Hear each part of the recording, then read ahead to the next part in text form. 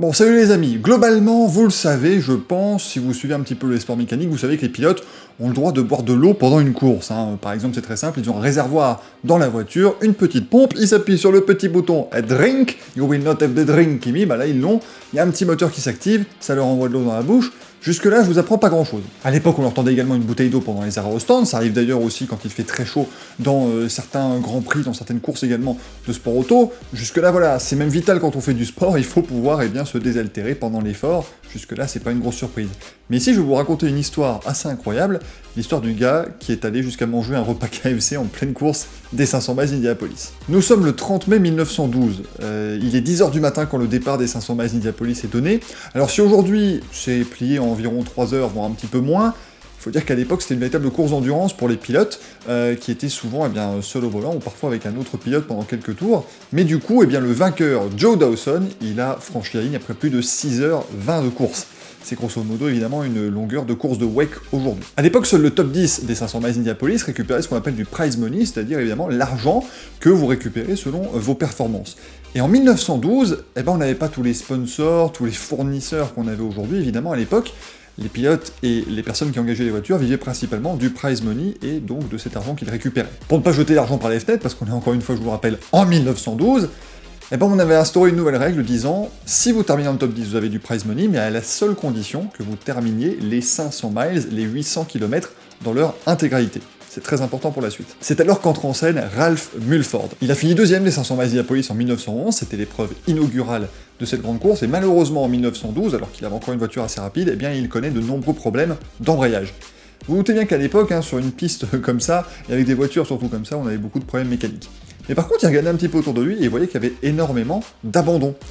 Et donc à ce moment-là, il a commencé à se dire, écoutez, il y a la place pour finir dans les 10, dans le top 10, donc on va tenter de terminer l'épreuve et de remporter les 1200 $ promis au dixième. Ça paraît pas beaucoup aujourd'hui, c'est quand même 33 000 $ avec l'inflation, donc on peut dire qu'à l'époque c'était super important. Mulford, il allait un petit peu plus loin, c'est-à-dire qu'il voulait également protester contre ce règlement un petit peu extrême à son goût. Donc il s'est dit, pas de problème, je termine les 500 miles, mais à mon rythme, il y allait mollo. Il a déjà commencé par s'arrêter au stand et demander un changement d'amortisseur, tranquillement. Pourquoi ? Parce qu'à l'époque, à Indianapolis, on roulait sur des briques. C'était donc très compliqué. Il a dit, pas de souci, je mets des amortisseurs un peu plus confort, il allait moins vite, mais au moins lui, il avait pas mal à la tête. Si vous avez suivi, du coup, maintenant, on a dépassé les 7 heures de course. Il commence à faire un petit peu faim, parce qu'on est parti à 10h du matin, il est déjà 17 heures passées, et Ralph Mulford, il commence à avoir un petit creux. Du coup, qu'est-ce qu'ils ont fait avec son mécanicien embarqué, parce qu'à l'époque, ils étaient 2 par voiture, aux 500 miles d'Indianapolis, ils sont arrêtés au stand, et puis ils ont graillé, tout simplement. Ils ont mangé un repas, du poulet frit, une glace, le mec, il s'est quand même fait un menu KFC, avant la création de KFC, et en plein milieu des 500 miles d'Indianapolis. Complètement dingue. Ils sont repartis, et ils ont terminé la course.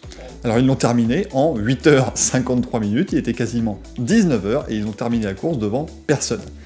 Quand je dis personne, c'est vraiment personne. Tous les spectateurs quasiment étaient partis, vous vous en doutez, ils ont vu le vainqueur passer la ligne et fêter sa victoire, il n'y avait plus grand intérêt derrière ça, mais même le propriétaire du circuit, Karl Fischer, et Fred Wagner, qui était le préposé au drapeau, ils se sont barrés, c'est-à-dire qu'à un moment donné, ils se sont dit, il en met beaucoup trop de temps, d'ailleurs les deux n'étaient pas tout à fait d'accord, il y en a un qui voulait plus arrêter la voiture de Mulford, et l'autre qui disait, écoute, c'est le règlement, qu'il continue, donc ils sont partis, tout simplement, il restait que quelques personnes comme ça qui étaient préposées au chronométrage, parce qu'évidemment, on chronométrait les temps manuellement à l'époque, vous vous doutez bien qu'on n'avait pas encore inventé tous les chronomètres et tous les systèmes informatiques d'aujourd'hui. Évidemment, le 30 mai prochain, pour la 102e édition des 500 miles d'Indianapolis, ne vous attendez pas à voir Tony Kanaan, Scott Dixon ou Simon Pagenaud s'arrêter, prendre des wings, des tenders, des frites et repartir. Ça va beaucoup plus vite aujourd'hui. Je vous prépare aussi d'autres anecdotes, justement pendant ce mois de mai, c'est le mois des 500 miles d'Indianapolis et j'ai envie de le fêter avec vous, bien sûr. J'espère que la vidéo vous a plu. Si c'est le cas, n'hésitez pas à mettre un petit pouce vers le haut. Un petit commentaire aussi, dites-moi si vous connaissiez cette histoire ou si je vous ai appris un truc, ce sera avec grand plaisir. Évidemment, n'hésitez pas à vous abonner pour avoir toutes les vidéos et être au courant de toutes les vidéos en activant la petite cloche, partagez la vidéo un maximum parce que c'est toujours sympa évidemment d'enrichir la connaissance autour de cette belle épreuve des 500 miles d'Indianapolis et je vous dis à très bientôt, à la prochaine, ciao ciao.